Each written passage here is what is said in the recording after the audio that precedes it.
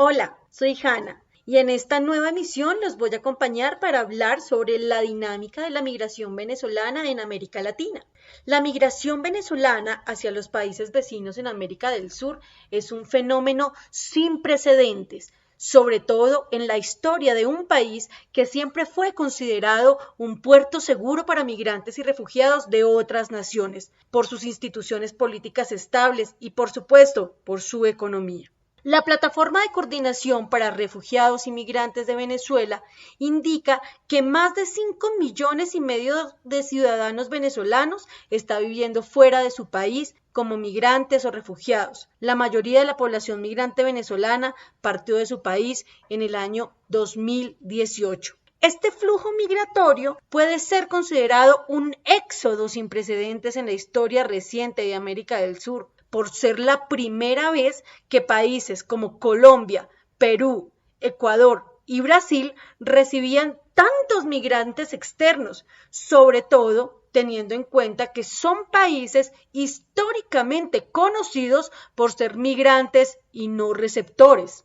Este hecho ha puesto en grandes dificultades a estos países por la imposibilidad de construir los mecanismos que garanticen recursos para facilitar la regularización de los migrantes venezolanos y así atender las necesidades más básicas. La crisis que ha provocado la salida masiva de la población venezolana en los últimos años es multidimensional y se ha visto permeada por aspectos políticos, económicos y sociales. La historia indica que este fenómeno tiene sus raíces en el colapso de los precios mundiales del petróleo a partir de la segunda década del siglo XXI, que a su vez llevó a una contracción histórica de la economía venezolana altamente dependiente de las exportaciones petroleras. El manejo inadecuado de la política monetaria y la disminución de las reservas internacionales contribuyeron al estallido de la hiperinflación en una escala nunca antes vista en el país, tanto así que se registró una inflación acumulada del 7.374% en el año 2019. Según los datos de la Comisión de Finanzas de la Asamblea Nacional de Venezuela, esta hiperinflación ha encarecido tremendamente el costo de la canasta familiar, además de disminuir el valor real de los ingresos tributarios que financian a los sistemas públicos de salud y educación en el país. Estas circunstancias han empujado al 96% de la población venezolana por debajo de la línea de pobreza y al 79% de la población a una situación de extrema pobreza, evidenciada en la escasez de alimentos, la falta de empleos formales con remuneración decente que les permita vivir dignamente.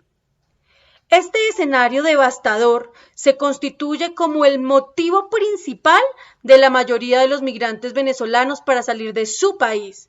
No obstante, también hay que tener en cuenta que hay venezolanos que pueden ser considerados refugiados en el sentido más tradicional de la palabra. Están huyendo de la persecución política que han vivido por participar en movimientos de oposición al gobierno de Nicolás Maduro. Ahora, en el contexto de la pandemia provocada por el virus del COVID-19, el cierre de las fronteras ha frenado el tránsito regular de migrantes, al mismo tiempo que la crisis social y económica en el país se ha agudizado aún más. Ahora, vamos a hablar del perfil demográfico y sociolaboral de los migrantes y refugiados procedentes de Venezuela. Como ya lo mencionamos, más de 5,5 millones de venezolanos actualmente están viviendo fuera de su país natal.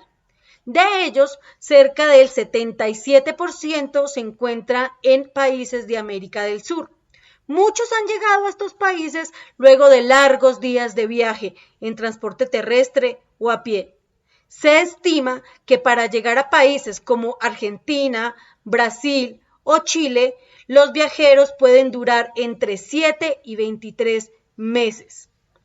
Países como Paraguay, Ecuador y Brasil, además de ser un destino final, para algunos migrantes es un territorio de tránsito nomás, que los lleva a destinos que resultan más atractivos por cuestiones económicas o culturales como Chile o Argentina. Demográficamente hablando, existen diferencias significativas por países de destino cuando se desagregan las estadísticas.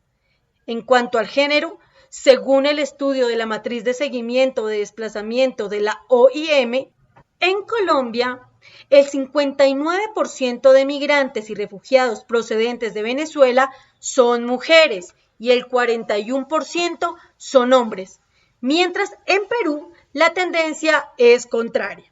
El 43% son mujeres y el 57% son hombres, muy similar a la de Brasil, donde el 44% son mujeres y el 56% son hombres. En cuanto al rango de edad, sí existe una similitud entre los países, teniendo en cuenta que el porcentaje de migrantes entre los 18 y 35 años oscila entre el 61 y el 63%. Con respecto al estado civil, observamos algunas diferencias entre los países, siendo que el 51% de migrantes en Perú están casados o en unión libre. En Brasil, por ejemplo, es el 42% y en Ecuador solamente el 36%.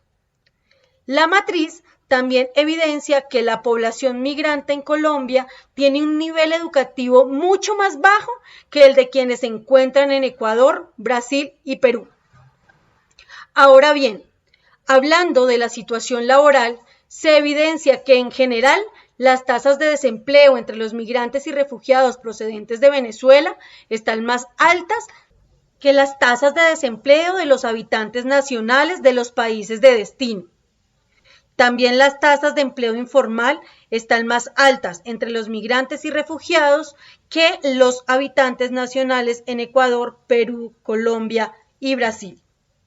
La tasa de desempleo en población migrante venezolana para el año 2018 en Ecuador era del 18% y el trabajo informal estaba alrededor del 56%.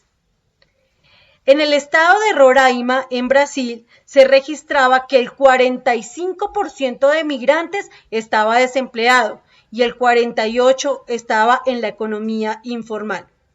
En Perú, si bien el desempleo estaba alrededor del 5%, el trabajo informal superaba el 90% en la población migrante. Mientras tanto, en Colombia, por su parte, para el año 2019, el desempleo de la población migrante era del 16%, el trabajo informal llegaba al 46% y, tristemente, el trabajo infantil superaba el 16%. Ahora es pertinente hablar de los ingresos que alcanza la población migrante procedente de Venezuela en los países que hacen parte de este curso.